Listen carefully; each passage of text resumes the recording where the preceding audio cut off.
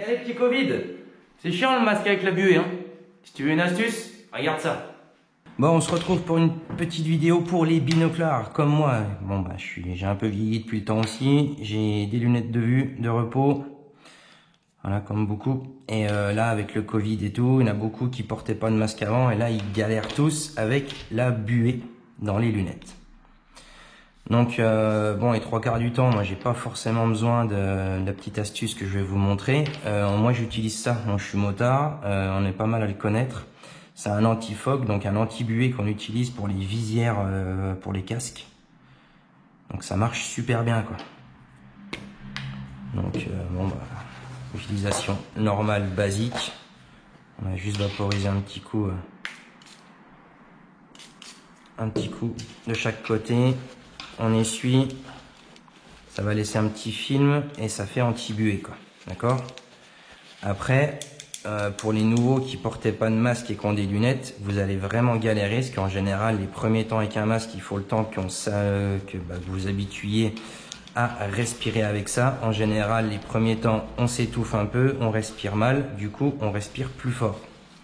Ce qui peut se passer, une fois que vous avez votre masque sur le nez, vos lunettes, elles viennent dessus comme ça. Donc forcément, quand vous respirez, la vapeur va passer à travers le tissu et va venir faire une condensation sur tout le bas de vos lunettes, quoi. Donc là, la petite technique qui peut vous sauver la mise le temps de vous habituer, et bah, prenez une espèce, une intercalaire comme ça. Et ce que vous faites, vous découpez une petite bande aussi large que vos lunettes, donc suivant les lunettes que vous avez. Et vous faites ça sur à peu près 3-4 cm, pas plus, quoi.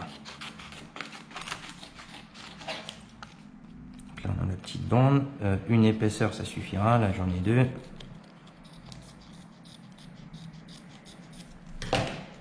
Donc là, on a une petite bande de 3,5, on va dire, sur 15 cm.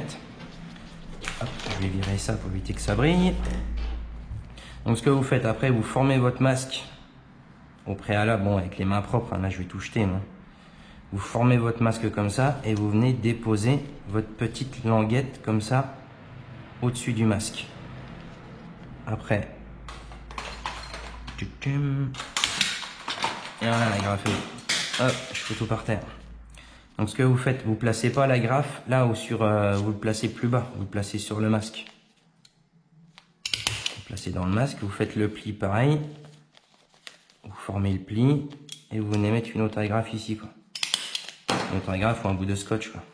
Ce qui va se passer quand vous allez venir tatouer, vous allez poser vos lunettes là et en fait la buée va rester entre le masque et votre petit film plastique, quoi. Et là vous aurez pas de buée, quoi. Ne le faites pas trop long parce que je l'ai essayé avant de vous le dire. J'en avais fait un qui faisait au moins 8 cm. Ce qui s'est passé avec en tatouant 2-3 heures, il y avait pas mal de condensation. Et ça a fait des petites gouttelettes qui ont coulé, Donc si vous tatouez au-dessus du tatou et que vous avez votre film qui vient jusque là et que la goutte elle tombe sur le pliant, là c'est foutu, la contamination assurée, quoi. Donc une petite bandelette de 3,5, ça suffit, ça l'humidité va rester au-dessus de votre masque. Et s'il y a une petite gouttelette qui coule, elle tombe sur le masque et pas sur le client, quoi. D'accord? Donc la petite technique comme ça. Après, moi je vais vous conseiller de la faire déborder du masque à peu près 5 mm. Parce que sinon l'humidité elle peut passer quand même, quoi. Donc ce petit montage, je ferai une photo après. Et voilà, la petite technique pour ceux qui galèrent avec la buée et les masques.